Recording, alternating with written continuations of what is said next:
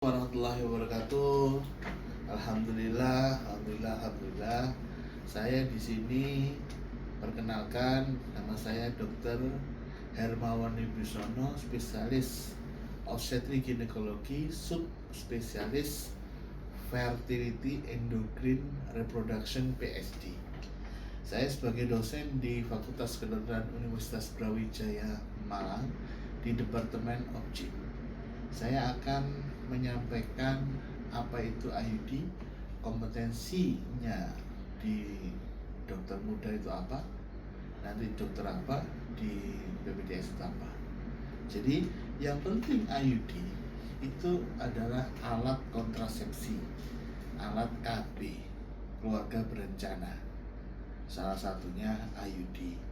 IUD dulu itu adalah singkatan, sekarang juga IUD intrauterine devices atau AKDR. AKDR adalah dalam rahim, alat dalam rahim.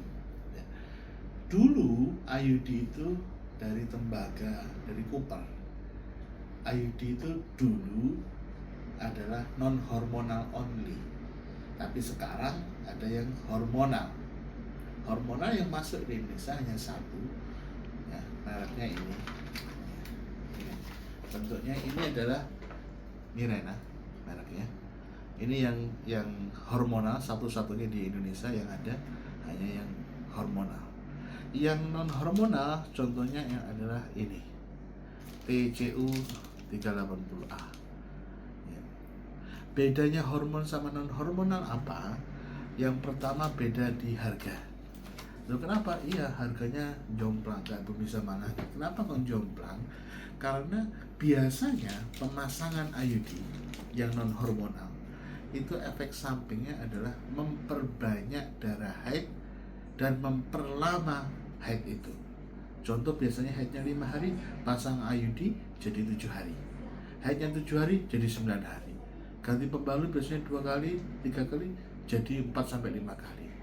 Sehingga diciptakan IUD yang hormonal. Hormonal ini efeknya adalah memperpendek haid dan mempersedikit darah haid. Selain itu, dia banyak sekali efek sampingnya. Efek samping yang positif adalah mengurangi nyeri haid, awal haid.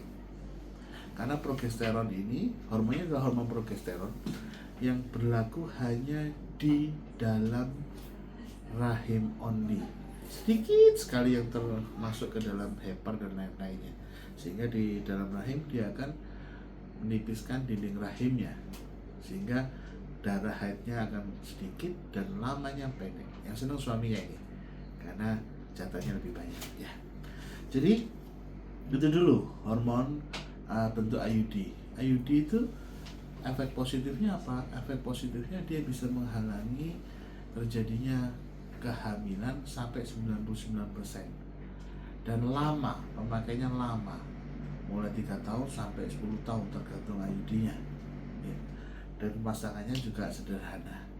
Efek negatifnya apa? Efek negatifnya bila non hormonal, dia bertambah banyak dan bertambah lama, dan kadang-kadang terasa tidak enak pada saat senggama.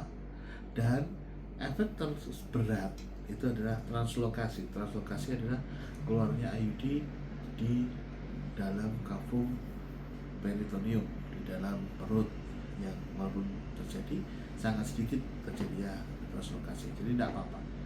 Jadi habis gitu apa yang kita lakukan? Pemasangan itu kita tanya ke pasien. Adalah berapa lama dia ingin menunda hamil. Kalau dok saya 1 bulan aja, ya jangan dipasang IUD. Kenapa 1 bulan? Tidak worth it. Efektif sama efisiensinya sangat tidak worth it. Kalau 1 bulan pakai pil aja ya. Kecuali 1 tahun, 2 tahun, 3 tahun, itu baru worth it dengan pemasangan IUD ya. Jadi IUD ini keenakannya, kehebatannya, setelah dilepas maka dia tidak akan menghalangi terjadinya kehamilan ya. Kenapa kok pasang IUD sampai 99% tidak hamil? Karena IUD ini bila dipasang di sini, dia akan menjadikan tidak bertemunya sel sperma sini ya, masuk ke sini, masuk ke sini. Jadi sperma dari dalam vagina, ovarium mengeluarkan sel telur, ini tidak akan bisa ketemu di dalam saluran tuba karena adanya reaksi di sini.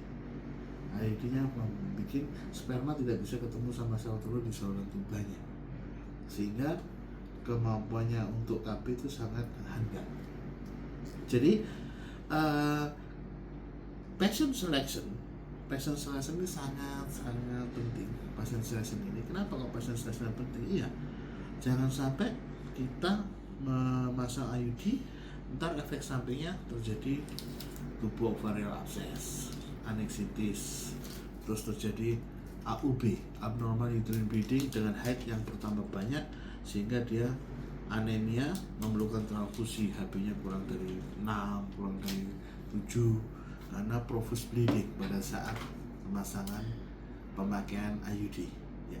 Patient selection itu kita tanya mengenai pertama hamil apa tidak. Hamil apa tidak itu wajib ditanyakan. Ya. Hamil apa tidak dengan test pack, dengan haidnya kapan. Pemasangan IUD itu boleh pada saat haid maupun tidak pada saat haid. Cuma pada saat haid itu kita lebih mempermudah. Karena apa? Karena jelas ini tidak pada saat hamil. Sehingga kalau pada saat tidak haid harus dengan test pack, positif apa negatif, biar kita tidak melakukan kesalahan menjadikan dia aborsi. Selanjutnya pemakaian patient selection itu adalah kita harus tanyakan berapa lama dia pengen hamil lagi, berapa lama dia pengen hamil lagi. Contoh 1 tahun, 1 bulan. Kalau 1 bulan nggak worth it dipasang IUD. Ya, habis gitu kita tanya durasi haidnya. Kalau biasanya, dok saya ini banyak dok, 7 hari sampai 8 hari haid dan ganti pembalutnya banyak dan banyak sekali darah keluar, kita bisa mengusulkan, kalau dia tetap ngotot pengen IUD, kita bisa mengusulkan IUD dengan yang hormonal, IUD dengan hormon, sehingga dia akan menipiskan haid dan memperpendek waktu haidnya. Itu kita patient selection situ. Setelah anamnesa, subjektif ingin ganti KB atau subjektif ingin pakai IUD, kita anamnesa SOAP, subjektif, objektif, assessment, sama planning. Subjektifnya otomatis pengen pakai KB IUD. Assessmentnya kita singkirkan kontraindikasi pemasangan KB IUD. Ya, pada saat objektif physical finding kita harus selalu memeriksa dengan ini. Untuk bisa apa? Konjungtivanya terlihat pucat enggak? Kalau tidak pucat, kemungkinan dia anemia, maka kita harus periksa HB. Di puskesmas bisa periksa HB pakai ini. HB kualitatif bukan kuantitatif juga bisa. Sehingga kita tidak memperparah keadaan dengan memperbanyak jumlah darah setelah pemasangan KB IUD. Ya. Jadi itu patient selection. Habis itu ada tumor enggak?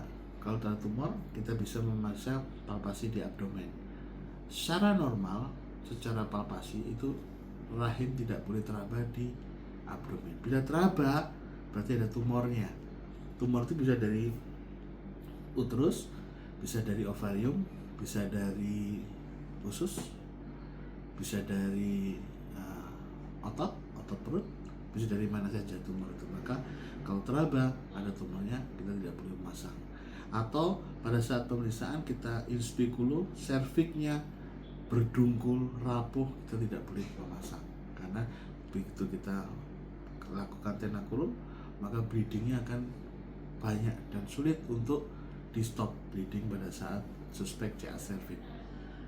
Jadi patient selection itu subjektif, objective finding, sama pemeriksaan HB itu sangat penting untuk menentukan KB apa yang harus dipasang. IUD yang hormonal apa non hormonal.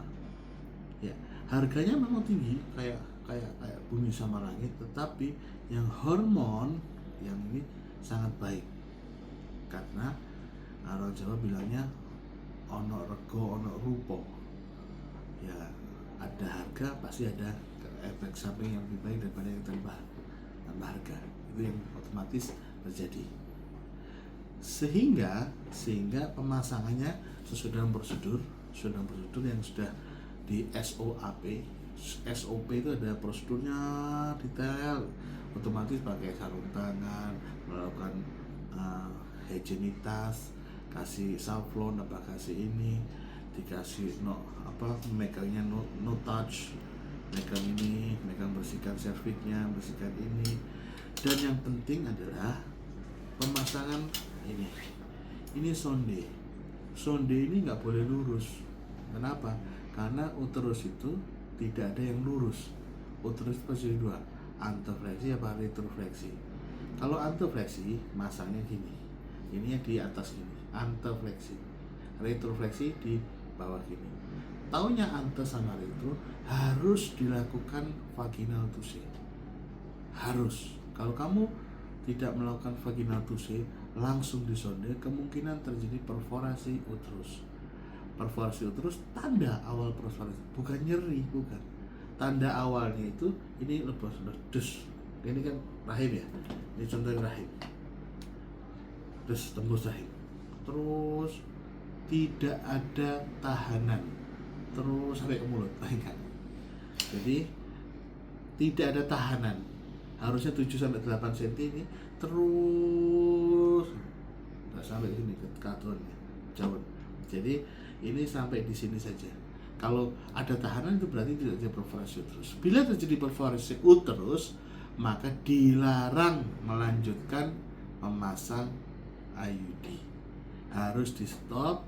Kita harus memberikan uterotonika, dikasih Kalnek supaya tidak jadi profuse bleeding, dan kita kirim ke rumah sakit bila kita melakukan pemasangan di puskesmas. Ini yang penting, profuse uterus. Jadi sehingga pemakaian VT vaginal touche yang benar untuk melalui ante itu bila kita ini udah pakai sarung tangan ya, ini nabrak di serviknya, bukan di fornixnya, di porsionya, serviknya. Jadi servik kita dorong sesuai dengan arah serviknya. Yang sebelah kiri di atas simplicis pubis tulang. Bila yang di kiri ini teraba del, kita lepas yang sebelah kanan, hilang, dorong lagi teraba del. Teraba suatu adalah fundus uteri. Itu bukan jari tangan kanan. Kenapa? Kalau jari tangan kanan kamu meriksa apa? Di antara jari-jarimu ini harusnya uterus. Ingat ya? Bukan jari ketemu jari, keliru. Ya kebanyakan koas, dokter muda sangat sering keliru bahwa ini ketemu jari. Gimana ketemu jarinya? Ya di fornik, di ketemu jari dok. Keliru ya. Tidak mungkin ketemu di antara jarimu itu ada rahim. Itu antefleksi. Bila itu retro, didorong dia akan masuk ke kavum douglasii, ke belakang, sehingga yang sebelah kiri tidak akan teraba apapun, nggak ada teraba. Itu adalah retrofleksi. Sangat mudah, tetapi harus dilakukan, dilatih mengenai VT ginekologi. VT itu vaginal touche, bisa obstetrik, bisa ginekologi. Rata-rata koas itu terpengaruh obstetrik. Kalau VT obstetrik kamu boleh tanya pembukanya berapa, investment berapa. Kalau ginekologi jangan tanya gitu ya. Ginekologi tanyanya adalah porsinya licin apa enggak, berdungkul apa enggak, rapuh apa enggak, rasa nyeri kiri, aneksa parameter dextrosita, dan posisi uterusnya apa dok, antefleksi apa retrofleksi. Sehingga pemasangan ini pasang pakai tenakulum jam 11 atau jam 1, pakai sudah ini ya, ini tenakulum namanya, tenakulum. Setelah kamu kasih antisepsis, kasih iodin apa kamu klaim, kamu lakukan sonda di sini 7 cm. Ingat, pemasangan spiral tidak boleh kamu lakukan sendiri, harus dengan asisten dimanapun kamu berada. Kenapa? Ini nanti menimbulkan fitnah. Pasiennya suka sama kamu difitnah, oh ini melakukan seksual harassment ke saya, kamu nggak punya saksi, maka kamu akan dipenjara kalau nggak dapat saksi. Jadi harus ada asisten perawat ataupun bidan yang mendampingi kamu, sehingga setelah 7 cm ini kamu pasang di 7 cm nya. Ini ada tulisannya 7 cm. Kamu pasang 7 cm. Ya, 7 cm. Terus habis gitu kamu melakukan ini apa namanya? Masukkan ke sini. Terus baru kamu dorong ini lepas rilis IUD itu harus di fundus, bukan di cervixnya. Kenapa? Kalau di cervix maka kemungkinan lepas itu semakin tinggi, lepas di cervixnya, lepas ke dalam vaginanya, sehingga harus di fundusnya. Cara melepas fundusnya apa enggak, itu gampangnya adalah ini ada dua, ini tabung sama inserter. Tabungnya ini gini, pada saat 7 cm kempok ini udah, ini inserternya kamu dorong, tabungnya kamu tarik. Kau dorong enggak? Jangan ditarik ke dua-duanya. Kalau ditarik dua-duanya maka lepas di cervix, menyebabkan kemungkinan lepas lebih banyak daripada di fundus. Ada pertanyaan? Stop. Nama saya Sofia, dokter. Izin bertanya, ini biasanya ditanyakan sama pasien, kira-kira pemasangannya itu nyeri atau enggak? Terus kalau misalnya nyeri, kapan harus ke dokternya, kapan harus kontrolnya gitu? Kalau ada pasien bertanya apakah itu nyeri apa enggak, dokter nggak boleh berbohong. Ya nyeri kayak digigit semut, nggak nyeri terus, nggak nyeri pada saat gigit semut adalah pada saat tenakulum ini menjepit pertama kali di daerah cervix. Kaget lah, itu nyerinya. Sama perasaan tidak enak mengganjal pada saat ini dimasukin ke dalam vagina, dan pada saat spiral masuk ke dalam uterus, rasa tidak enak, ganjil atau suatu hal, itu wajar. Jadi kalau pada saat itu termasuk relatif nggak nyeri, tetapi kita nggak boleh ngomong nggak nyeri, tergantung ambang batas nyeri pasien itu. Kampanye yang nyeri kayak di semut merah, bukan semut kerangang yang gede itu, bukan semut merah yang kecil. Ya, pertanyaan bagus. Dari